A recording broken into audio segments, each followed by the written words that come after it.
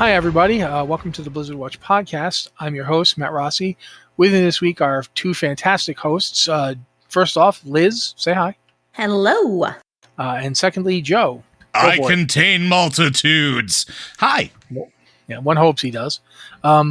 Preferably, multitudes that don't, charge things to your credit card. Anyway, it's kind of been a nuts month and a nuts year and a nuts everything, but a lot of video games are coming out. Oh, yeah. The release schedule is jam-packed with things. Today, as we're recording this, it's Tuesday. Patch 9.2 has dropped for Shadowlands. Lots of stuff to talk about there. We also got Horizon Forbidden West last week. I want to say Friday of last week. Is that right, guys? Yeah. Friday was the official release day, yeah. Yeah. We're getting Elden Ring in like 3 days. Also on a Friday release, yep. The 25th. Guild Wars is a new expansion, which they haven't had an expansion in 5 years. So it's a pretty big deal. That's coming out on the 28th, so like literally the last day of the month. The Sepulchre, the first one's raid, is going to be opening the first day of March 1st, although it does not have 3 of its boss encounters will not be unlocked. It'll be everything a normal and heroic up to Anduin. Then next week after that, the 8th of March, the entirety of the Sepulchre will unlock for normal and heroic. Mythic will also get the full thing, and LFR will get Wing 1. And then it's like each 2 weeks, I want to say. I think LFR. it's 2 weeks. 2 They weeks, spread out LFR a lot. Yeah.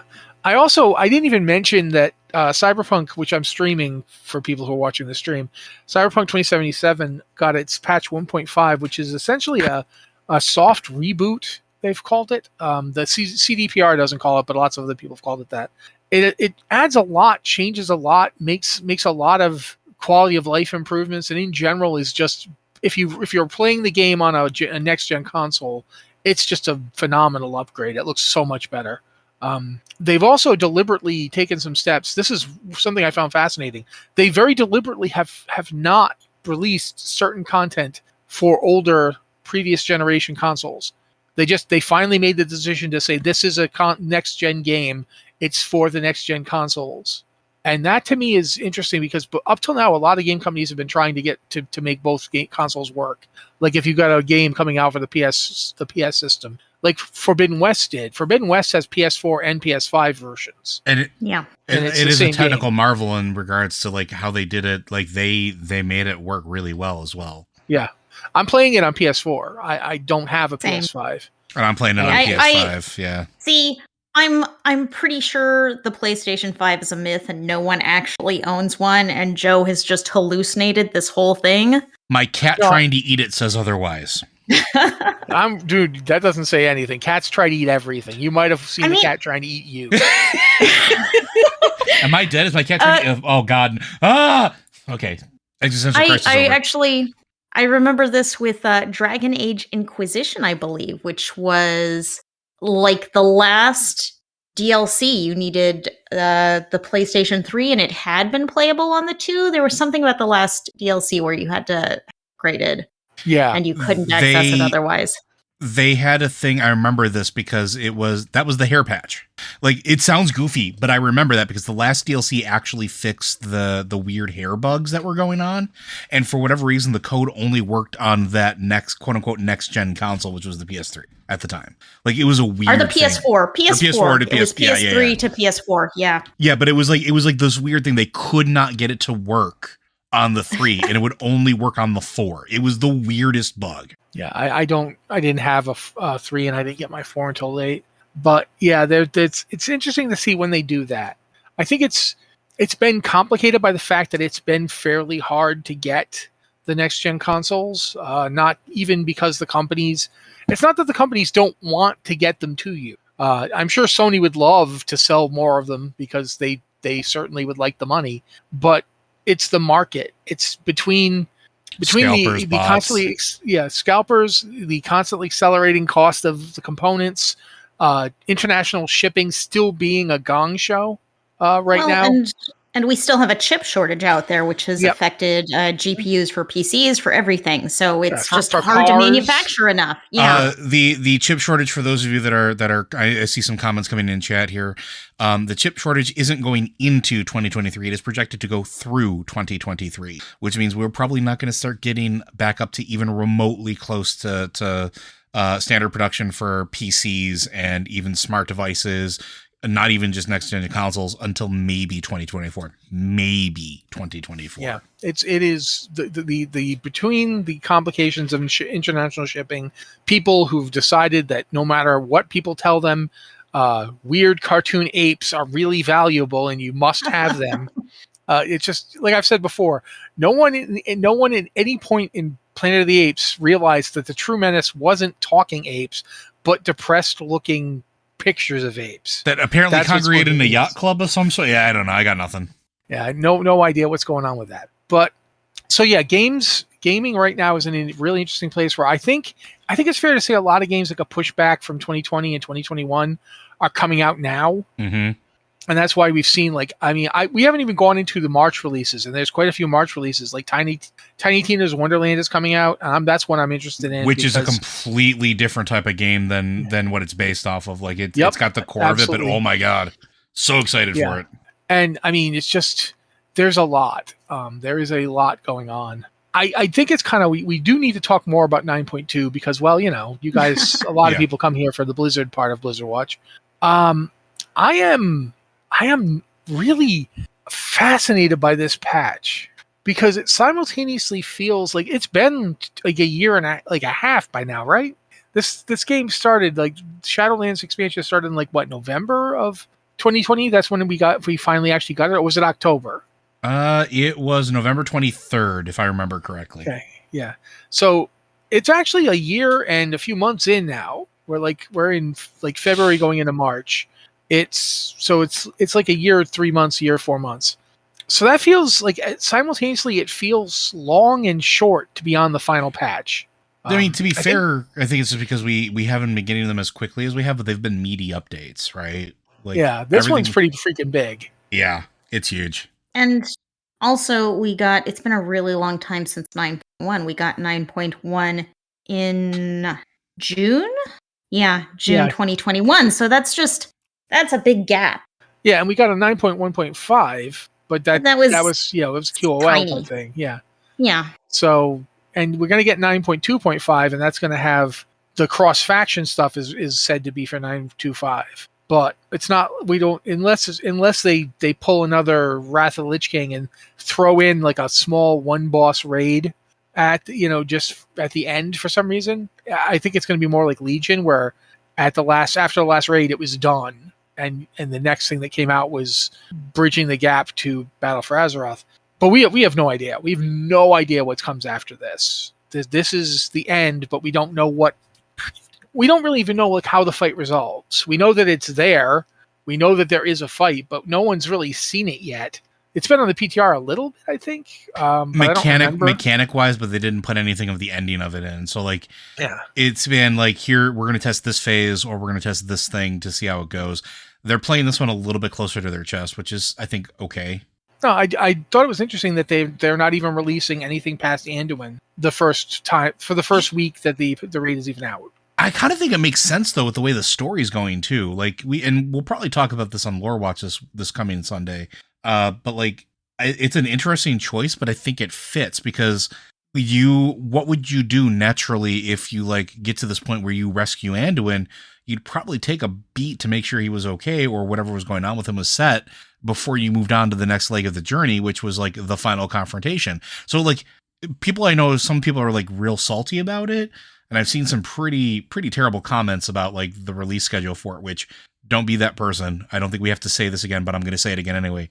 Don't be that person. But it makes sense for a story beat wise why it would take a moment to collect yourself before heading forward. I mean, I think there's room to discuss why they're doing it and discuss what it means. Is fine. No, discussion is fine. I mean, going on yet another tear of insults and abuse is not. And I think I'm well established. Everybody here is well established as not supporting that kind of thing. Mm-hmm. But I do think it is really interesting because it's going to have, and I think to some degree, on purpose. Like, I'll throw this out to you guys. See what you think. I think that part of the reason they're not doing it the first week when normal and heroic start is because they don't want Mythic Raiders to get to run the normal/heroic versions and get an idea of how the fight is going to feel. I think that's part of it. Yeah. Like, Liz, what do you think? I mean, maybe it's part of it, but I don't think it's the whole motivation Oh, because no, neither. Mythic's going to go live and they're still going to be running normal, heroic, whatever, probably heroic splits to gear up, before they dive super far into Mythic. At some point, they're going to go back and do that. So they're going to be able to see the fight before they go into it. Can I just go on record and say that I hope that week? Can I just go on record and say that I hope the jailer fight is not another 15-minute fight, please? Oh boy, I hope not. I got some bad news for you. Uh, It's got 4 phases. So did the Thunder Sylvanas King. fight was exhausting. The Thunder King had 4 phases, and the Thunder King was not 15 minutes. I'm just throwing it out there.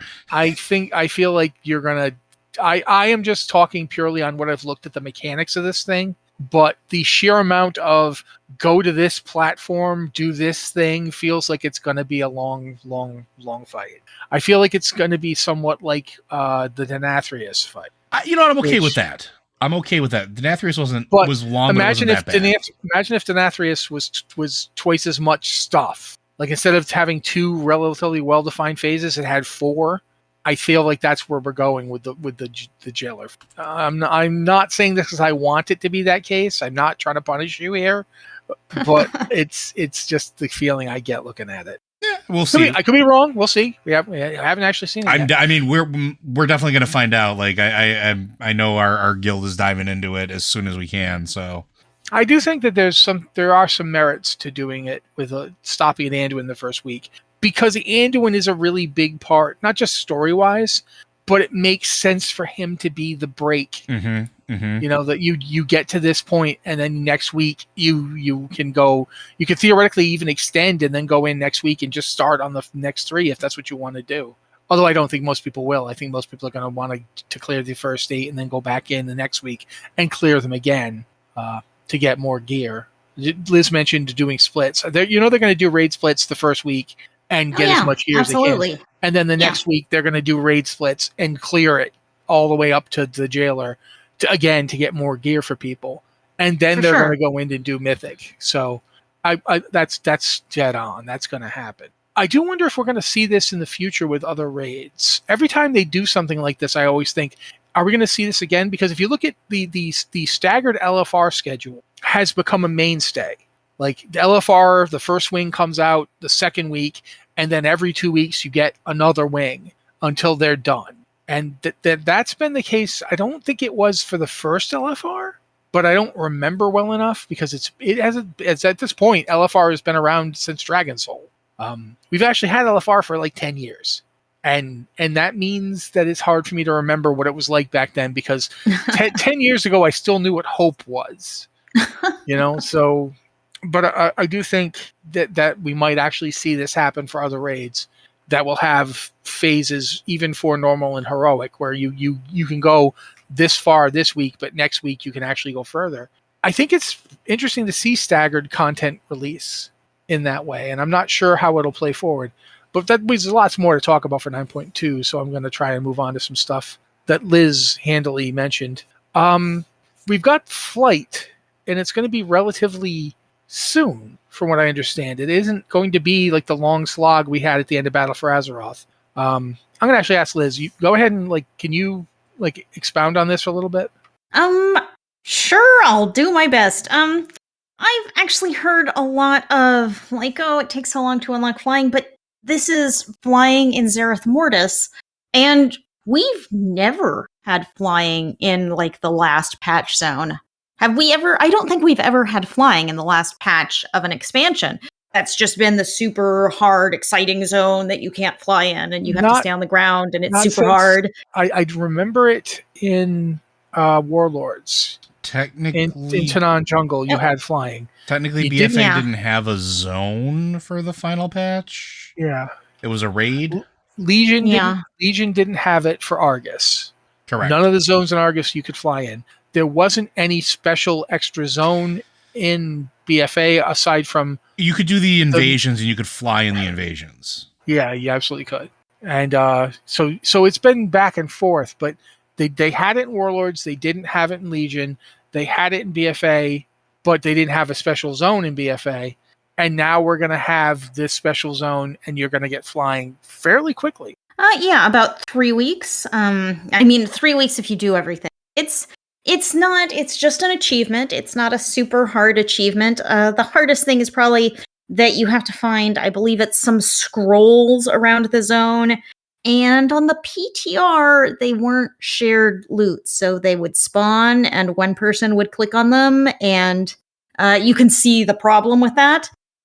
But in 3 weeks that shouldn't be a problem, or it's possible they changed that since the PTR.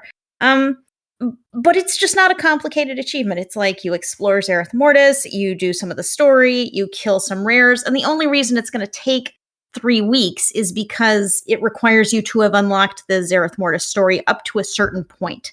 And that does not, the story is going to roll out over the weeks like they usually do. So that's the only slowdown there. I do think it is interesting that they're letting us fly and letting us fly relatively quickly here.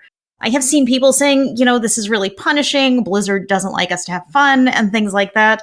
Yeah, I feel like this is a lot more flexible than we've seen in the past. What do y'all think? Do you think just not allowing us to fly is like a punishing thing? I don't, but I get why it bothers people. Yeah.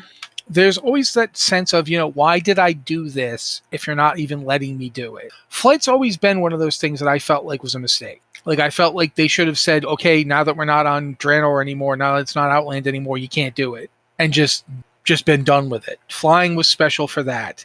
But they didn't. And indeed, then when Cataclysm came out, they went even harder in on flying and changed the old world so flying worked there. Once they did that, I felt like the constant attempt they had to have their cake and eat it too with flying wasn't really working. Like, they keep trying to make zones where you couldn't fly and then, let you fly later. And I honestly felt like the end of Cataclysm was the best way to do it, where you just got flying. You didn't have to regain it. You just went up to these zones, and the zones were designed with flying in mind. You might as well just accept it. You took the toothpaste out of the tube. You can't put it back in. Yeah, it was a Pandora's box. They gave us flying, and now everyone expects flying. And I love flying. I hate being tied to the ground, but I do feel like Blizzard's gotten more flexible on this. The achievement to fly in Shadowlands was much less painful to get through than previous flying achievements, and this Zereth Mortis flying achievement does not sound like it's going to be bad, and we'll be able to fly through the skies in just a few weeks. And honestly, like, with the whole flying thing, one of the arguments that used to be made about, like, we want you to experience the art of the zones. Cool, give me flying. Like, I'm still gonna go and see what's up there, and I think they're finally coming around to that idea of, like, yeah, people are just going to go and explore the zones. They're probably more inclined to explore the zones when they can fly places. Hey, that looks really cool. What's over there? I'm going to go take a look. Versus, hey, what's cool? What's over there? I can't get up this mountain. Okay, well, I guess I'm going to forget it exists in 3 weeks. Like, it's definitely better. And High Mountain is a zone that I keep thinking about when I talk about flying. High Mountain. Yep. Once I had flying, High Mountain became much more interesting to me. And enjoyable, in my opinion.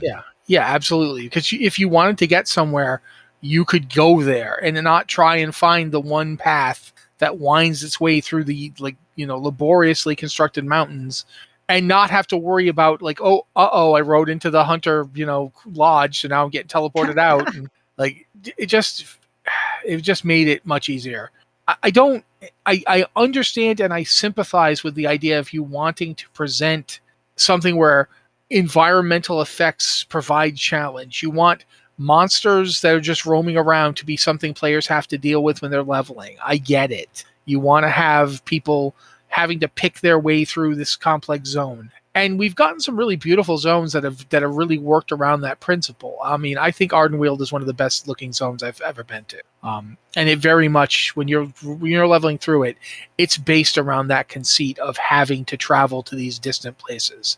But I think it's good to let people get flying as quickly as possible. I agree. I am down for that. I think that it's totally the right thing to do. So that's just me. But I mean, I definitely agree with that sentiment. And I personally think that elongating of flying is horrible. So anything that does that speeds it up. But also, I think they're also presenting the zones in a way that like 3 weeks doesn't feel like a lot, really, especially when you can do this stuff in such a manner that it doesn't feel like you have to have an infinite amount of time to do it, right? Does that make sense?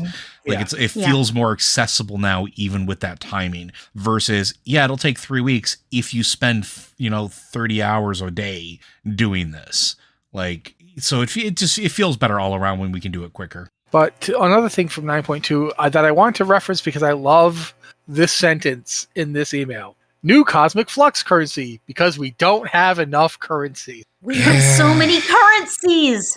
I just love the snark in this sentence.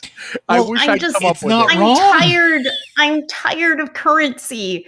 I'm tired of keeping track and remembering what each one does and remembering each one's unique name and keeping track of the inventory items that give me currency for what and when. And this is too much. This is This is exactly how I felt for Arcanite.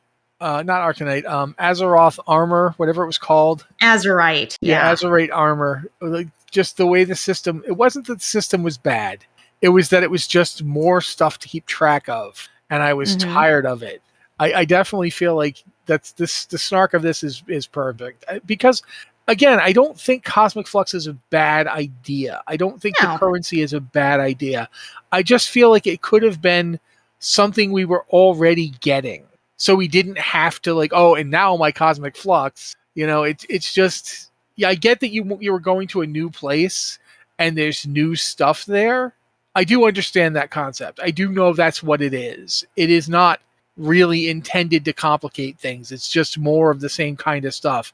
But in practice, it actually does complicate things because now I have a new little box on my multifold currency thing. On my page. Barely figured out Soul Ash and Soul Cinders. Okay, I'm not gonna lie. There comes a point where there's just too much, and I think we're there. Sorry. I understand. Well, I understand why they do it. They don't want us to farm up a ton of Soul Cinders. And then day 1 of patch 9.2, we buy everything because we already have all the currency. I have a solution. The same damn thing they did with Valor points. We're hit a soft reset. Here's all of this thing converted into silver. Have a nice day. By the way, go farm more of it for this next leg. And then you don't force players to have to have a whole other thing. They literally took care of this with Valor points when they would do soft resets. They did this with honor points. When we had the 2 different PvP currencies, and they would do soft resets between the seasons and convert leftovers into cash. Do that. Do something like that. And again, I'm not a game developer. I don't know what's going on. I don't know the conversations they have. But to me as a player, that would feel better, I think, and also solve the farming problem versus here's another currency to keep track of and worry about and have on your bars and cluttering the UI. Because that's another thing too. That UI is chock full of stuff we don't use anymore. It's sorry. I feel very strongly about this. Yeah, I just, like I said, I liked that sentence. I think it sums up the problem pretty effectively. But it is, if you're going to be gearing up an alt or gearing up your characters in patch 9.2, you're going to want to know about Cosmic Flux. And you're going to want to understand what the double legendary system is. Oh, Lord. I had to find it. We found a video that breaks it down in 5 minutes, and I had to watch that thing 6 times. Yeah, it is basically you'll have one legendary that's your original legendary that you're wearing anyway, and then there's the new one that you can that comes from your covenant. That's the only one you can wear with another legendary. It isn't. And then there's of course or something. Yeah, it's all Cosmic Flux. It's to upgrade legendaries to rank 7. So the interesting thing about the new legendary is that it's a covenant legendary, but it's the covenant legendary for all covenants. You can switch covenants and it's the same, your legendary switches instead of having to make a new legendary, which super headache if you liked the covenant legendaries for more than one. But it gets even more complicated than that because you're going to earn it with reputation and in a belt slot that's, I think, item level 265. Yes. and you can't upgrade it. You can't upgrade that. To upgrade it, you need to get more reputation and then buy a memory, and then you can craft it on something. But the one you can buy is just it's locked to a belt slot and it's locked to item level. So it's just like, this is a layer. This is like an extra layer of complication that I don't understand. It's not even just that it's complicated, it's that it is just yet another step. Yes. In a situation where I'm looking at like rank 1 legendaries and how to get them to rank 6, like it's just what? Like why am I have to get soul cinders again? Like and it's just yeesh. This, and it's always it's per legendary and it's per legendary tier.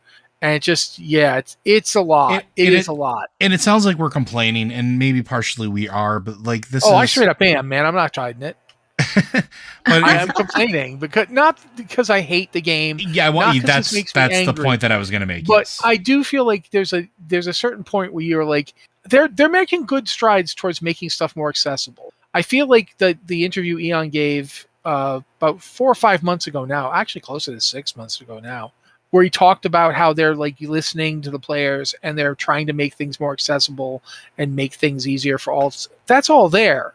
And they are working on that. It's good. It's just going to take time. But the stuff with the legendaries is very much the legacy of Shadowlands when it went live, where legendaries were, I'm going to just go with what my wife said. I don't want my gear to be a baffling ordeal that I must puzzle my way through. It is like, what is, I remember a time when legendaries where I got a drop off of a guy and then I went and got a hammer made and I combined them and then I had the thing. Now it's like, step 1, gather forth the flux of the cosmos. It's like what? Okay. And the thing that Liz pointed out, at least the belt thing switches.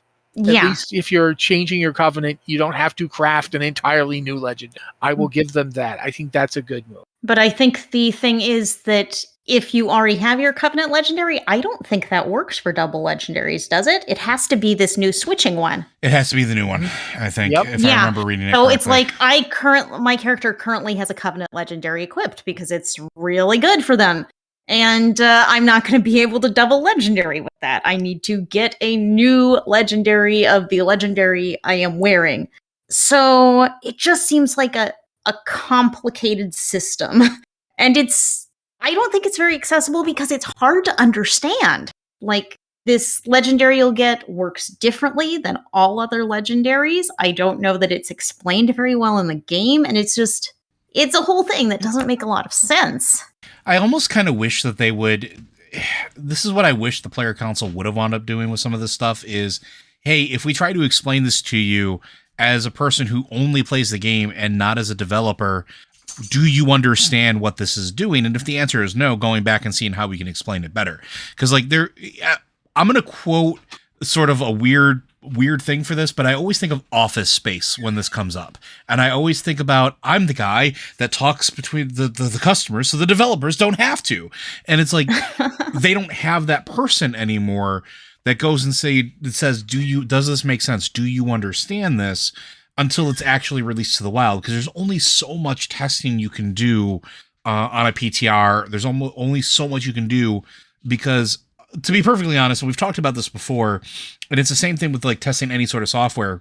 Anything you do with the PTR, it's going to be a very limited window and a very limited amount of people that are actually going to do it, try it, and submit feedback.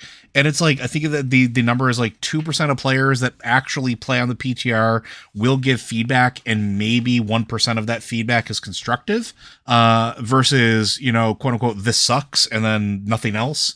I'm not saying that that's exactly how it is, but like, I remember it being like a really shockingly low number. And then you get to production where it's pushed out live because it's the best that they can make it.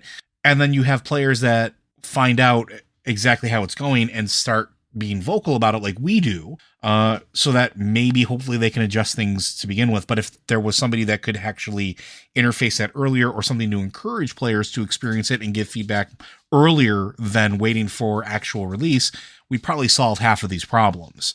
I want to walk into these things not feeling like I need a translator. Yeah, and you really do need a translator in that You need someone who understands how players think and someone who understands how developers think and can bridge that gap, I because think there's always going to be a need for that, but I remember Mhm. Allison Roberts of all people. By the way, Allison, I wish you were around more. She wrote a really good post a long time ago about how players will be ruthlessly rational even when it is to their ultimate detriment Yep. for short-term gain. I still have that printed out and pasted on my wall. Yeah, and that is something we're seeing with this legendary stuff. People who grasp the system will exploit it to its absolute best to get the best gear as fast as possible, and everybody else is standing around going, "What is this?" And I do feel like that, but I do also think we have to like move on a little bit here because we do have other things to talk about. I do think we need to talk about something that is not patch 9.2. It's not even an announcement, but it wasn't something we managed to talk about during last week's podcast, so I'm going to mention it here.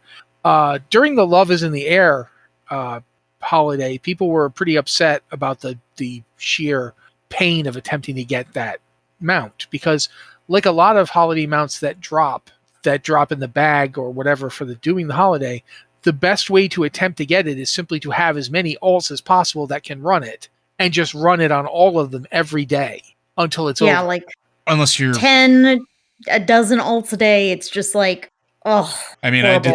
I did that for, I mean, when did the mount become available? How many years has A it been now? long time ago, a very long time ago. This has been in the game for a very long time. So 10 alts every day during the holiday for the entire time that the holiday thing has been available for the mounts, and I have yet to receive them. There is definitely Maybe- a problem, just throwing it out there. Yeah, Maybe Wrath? Yeah, Well, I mean- Wrath sounds right. keep in mind too that like other holidays, like the Brewfest one, the Brewfest mount's been in the game since BC. I remember doing Brewfest to get that mount, going all the way back to BC, and when it was a completely different system, when you would queue up in a group, like, and then you would rotate people in and out of the group because people only, you could only summon it once, but you could get a chance at the drop every time you killed it. So you need to get people to bring in their alts to summon the boss again. That was the Headless Horseman thing too. Yep. Core and Diabrew. But when they switch it to the current system... Hold on a second. I got to call this out. Griffey, it says in chat, 777 runs as of this year, 22 characters by the end, no mount. That is insane! I am so sorry, Griffey. Please the continue Brewfest that. thing. The Brewfest thing is, that's pretty much my experience with Brewfest. Was I had alts that I just had so I could run Brewfest on them because I wanted the Kodo on my Alliance characters. I wanted a Kodo. Oh, I missed yeah. my Kodo. So, and I eventually got it just through sheer luck. But the point that they made in the blue post, I forget which CM it was, I'm sorry, but the point that they made was that, it doesn't feel good that the best way to go about this to maximize your chances is to run it like 10 to 15 times a day just on alts, to basically level alts for the express purpose of running this encounter over and over and over and over again, which is the opposite of what they've been trying to do with everything in the game. So they're looking at ways to make it better. That's all we have. We do not have any information on what they're looking to do. I'm just happy that they're looking at it. They don't know what they want to do because they've just started looking at this. They're out there saying, you're right. This is not fun. This is making this into chores. And that to me is the real takeaway from a lot of stuff. Yeah. There's a lot of stuff in WoW right now that is a chores. World quests have kind of become chores. I think going forward, one of the things I would like to see for World of Warcraft is that they make stuff less like a list of chores you have to do to get the things you want to be to experience the game. It shouldn't be like having to clean my room. And that's something I think they are trying to do, and I do see signs of that in stuff they're doing. But that's definitely something for the mounts. Like the people telling the stories with the Love Rocket, or at least with Long Strange Trip, it's an achievement. Yeah. I mean, there's problems with that one too, like the fact that one of the achievements is a PvP achievement that is dependent on other players letting you do it. That Long Strange, I saw people like rage quit and like not come back for a week over Love is in the Air. Yeah. No, right there. So, but yeah, that's happening. So, It's late enough that I want to get to some questions here, so we're going to do the emails type thing that we've been doing this whole existence of this podcast. Wow, I just had a flashback to 2015. It's our 7th anniversary, by the way, guys. This month is the 7th anniversary month, and I am feeling it. Because 2015, we started this in 2015. Anyway, if you have a question for the podcast, hold on. I got to mold her into a skeletal corpse covered in cobwebs, but while I'm doing that, you can either email us at blizzardwatch.com. No, sorry, podcast@blizzardwatch.com with the subject line podcast or Blizzard Watch, so we know it's for this show. Or you can go to our Discord. We've got 2 channels, one of them for patrons because we want to give patrons a decent shot at getting their questions answered. That's the Patron Q and Podcast Questions channel, I believe. And the other channel is the Q Questions channel. You can ask there if you're not a patron, but we do look at the patron one first because they pay the bills. It's a nice thing we do for them because they do a nice thing for us and let us have a website and let us do the things we do. So, as is always the case, I like random chance to determine who answers the first question. So I am thinking of a color. Mauve. Joe, you're up. The color had nothing to do with it. Just I wanted you to know I was thinking of a color. Fantastic. You're up. All right. Greetings. I had a pair of related questions for you all. I am catching up on the past podcast episodes. Back in the summer, you all received multiple questions about Blizzard going into other genres of games. I also remembered from years ago that Joe also mentioned one of his favorite games was Freelancer. To jog the memory if needed, the lead characters were Edison Trent and Junko Zane. I love the space sim type games. No Man's Sky is one of my favorites right now as well. However, if it ever comes out, I would totally love to play Star Citizen. Anyways, I was just curious what your thoughts about if Blizzard should enter into the space sim genre, since no one brought up that genre. Yeah, kinda. That would be pretty sweet, actually. I like space sims, which should surprise no one if you've talked with me for more than 5 minutes. I like the idea of it. I think that they are super fun when done right, and I think that certain things like the idea of Star Citizen are very, very cool. I would love to see Blizzard's take on it, especially if it's something set in the StarCraft universe. The StarCraft universe is one that we have barely explored. Let's be perfectly honest. We have what we've seen in the games, but they're always RTS focused for obvious reasons. I'd love to be able to explore things like planets and star systems and what else is out there. What has the Zerg consumed? What hasn't the Zerg consumed? What other human settlements are out there? We know that there's entire things. Like there's 2 completely separate like human civilizations, for the lack of a better way of putting it. What do their worlds look like? We've only ever seen like really a bar on a backwaters planet, and I think that's really it. And like everything else has been on starships. Let's explore that a little bit more. You could do some really cool stuff with that. And I would 100% gobble that up. So that's my take. What do you guys think? I don't know that I think anything that you haven't said. It's like this feels like a natural for the StarCraft universe. And I was always a much bigger fan of StarCraft than Warcraft. I would love to see Blizzard do more exciting future space games. So yeah, why not? Why not do a space sim exploration game in the StarCraft universe? That could work great. And you could bring this franchise back up, bring this, really interesting world back into the modern gaming space, which, because StarCraft hasn't been something Blizzard has done much work on in many years now. I feel like StarCraft has had some of the worst luck on projects they've tried to set in the universe. StarCraft Ghost was like something that could have been really interesting and then just never happened. And we found out in 2019 that Blizzard stopped work on a game using the Overwatch engine that would have been like a single person StarCraft something. They were calling it Mars, I think, or Ares. Ares, I think. Ares, yeah. And they just stopped. They were like, nope, we're going to do something else. I feel like I'm hopeful that despite the fact that there are a lot of possible bad things that could happen with the Activision Blizzard being purchased by Microsoft thing, I remember, I think you made this point, Liz, that they put StarCraft front and center. Oh, yeah. Of the games that they were going to be getting. Of the games they were getting from this purchase, like 3 or 4 of them were Blizzard games. They were like, here are these Blizzard games we're going to get. Oh, yeah, and also Call of Duty, I guess. And I think it was Blizzard Games and Call of Duty and Candy Crush.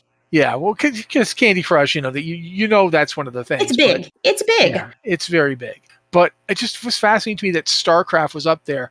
I feel like StarCraft has been getting the rum deal. Oh yeah, for years, not just in StarCraft as the RTS itself. Can I say that it feels like once they figured out they couldn't monetize it, at least back then, that they just kind of abandoned it? Like that's what it feels like to me.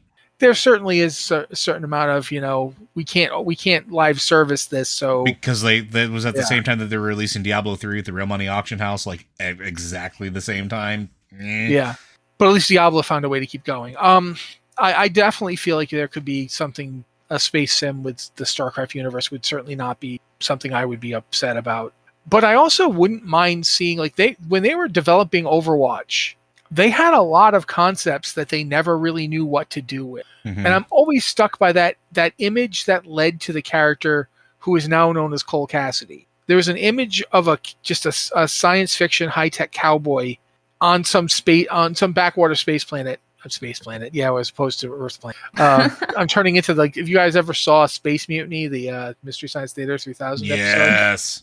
I let that space bleep slip through our fingers. It's like, yeah, as opposed to, I'll turn you into space dust. Of course, space dust, because it's not. Anyway, I would like to see if Blizzard could maybe, in doing a StarCraft sim, finally do a universe that is coherent as a storytelling platform. Because they did you guys actually play StarCraft 2? Yeah, it's been a very long time. What's going on?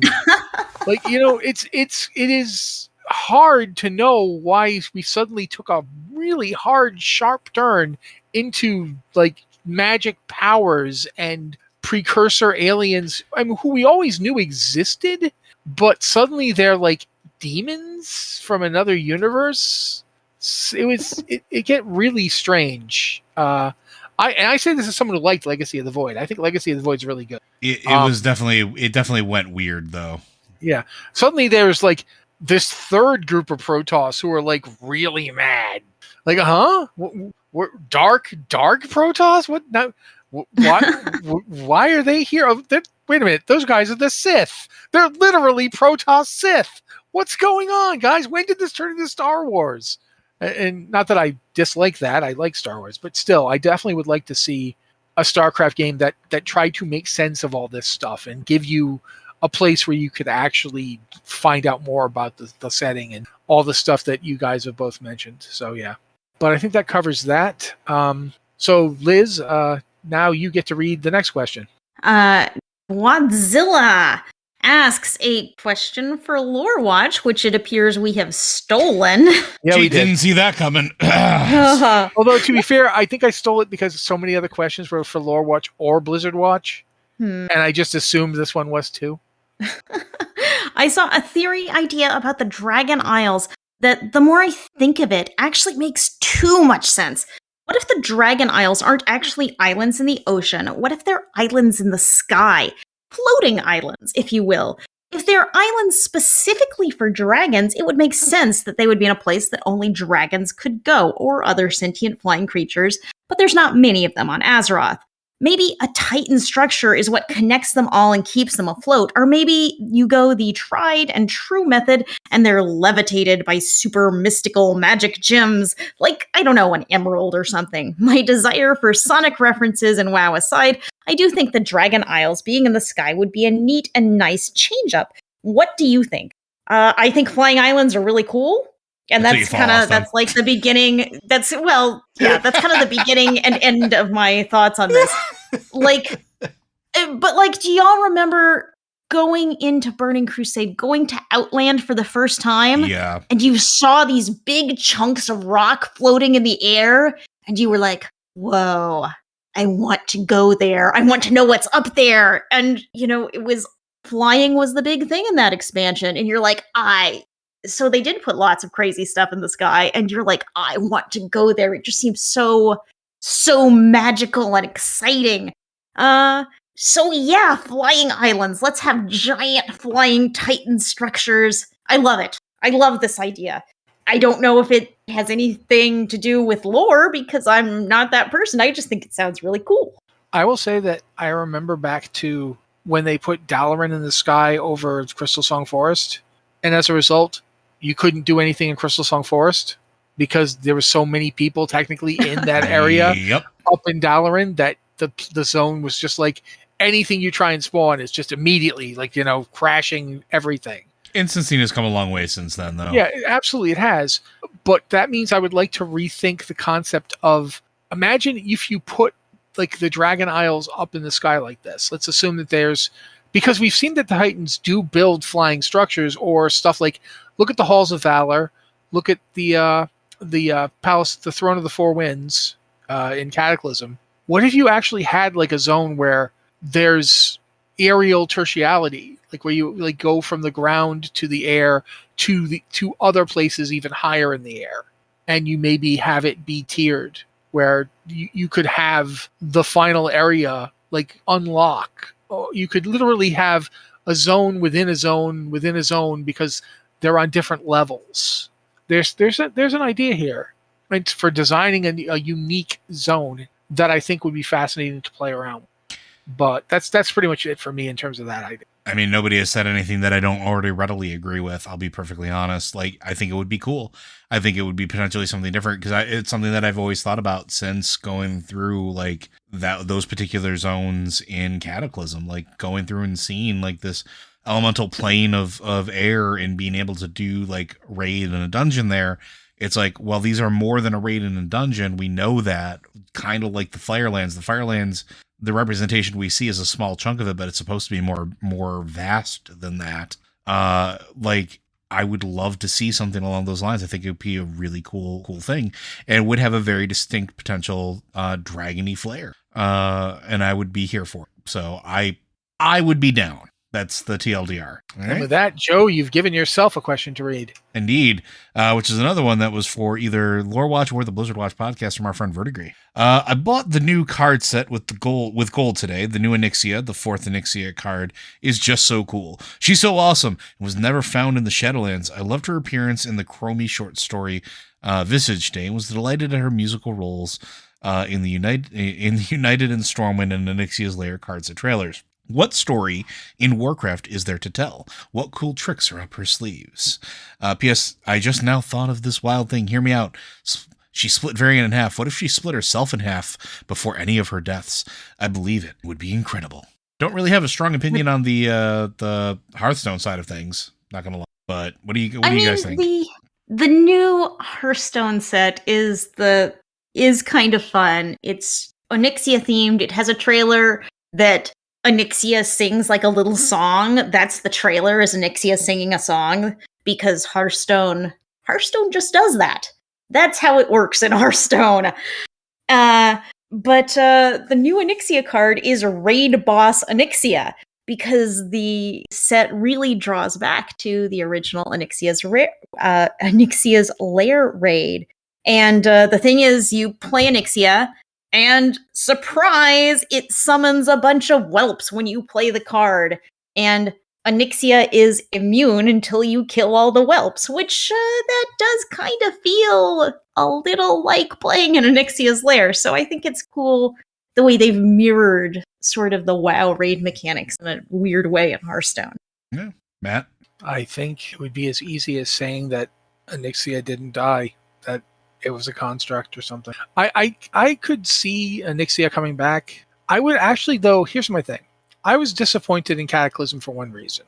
We got a ton of giant, angry kaiju Deathwing, and absolutely none of the political machinations of, Lord Prester. Mm-hmm. The guy he pretended to be, to like, Deathwing is sharp. Yes, he's evil and crazy, but he's smart. I really didn't get any of smart Deathwing out of that expansion, and I was really sad about it.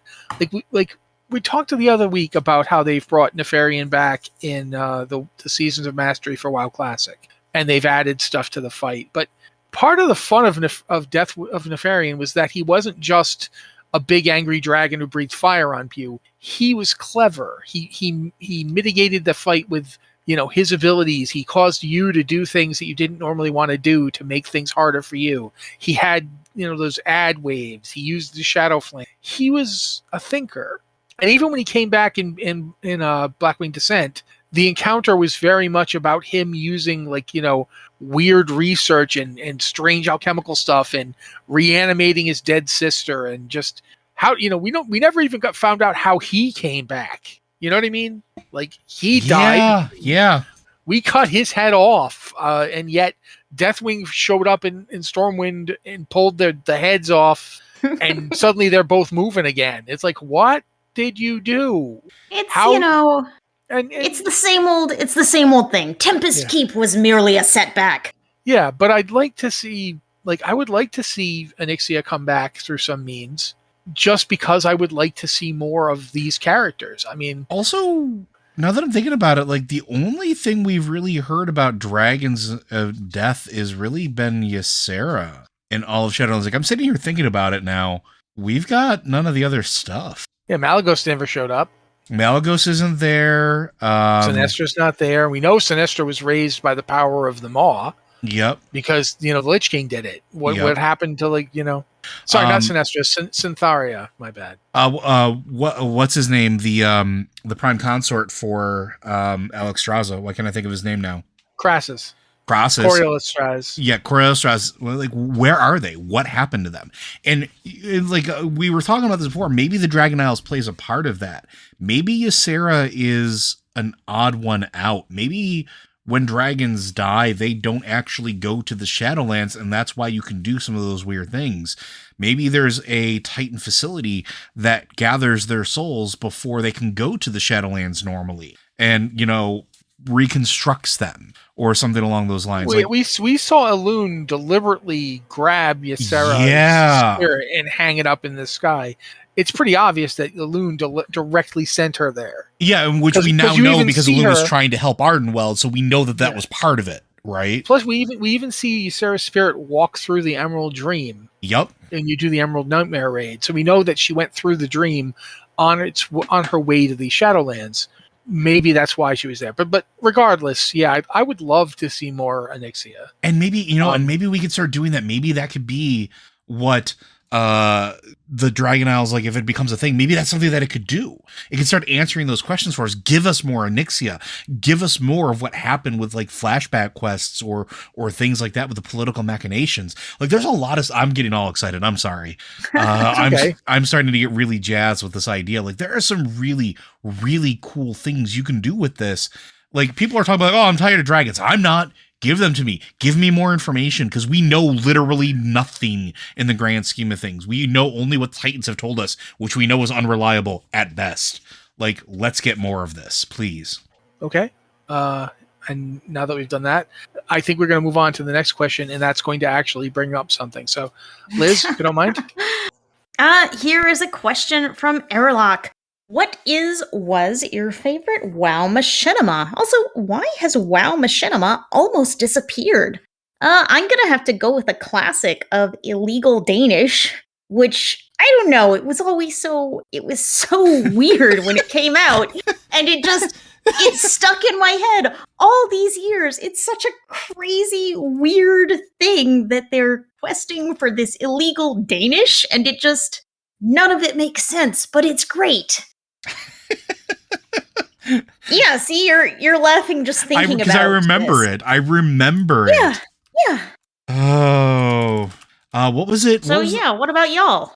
What was the one? I have 3 possibles. Go for it, man. I have to look up the name of this one because I can't remember the name of it. Please, go. There was a machinima that basically used Blackrock Mountain as its setting, and the song Skull Crusher Mountain by Jonathan Colton as the base of the song of the machinima. It was just WoW characters singing the song Skull Crusher Mountain. If you've not heard the song, then I recommend you go hear it. It was good. The second was, do you guys remember the guy Known Chewer? Yes. He did some really amazing stuff with the then WoW engine. We're going back 11 years here, but the one I really liked was before Cataclysm came out. He did a Gilnean Like Me, using the song Wolf Like Me by TV on the radio. And it was just really good. the song's good, the animation's good. He did a really good job of showing like the then Worgen model, which was the one from Wrath of the Lich King, not the one we got in Cataclysm because he didn't have access to that. But it was really good at, brief little story of them at the Forsaken invading Gilneas and finding out there's werewolves there and getting chased down and murdered. It was good. I remember when they did the cover of Werewolves of London, but it was Werewolves of Gilneas. I remember that. Yeah.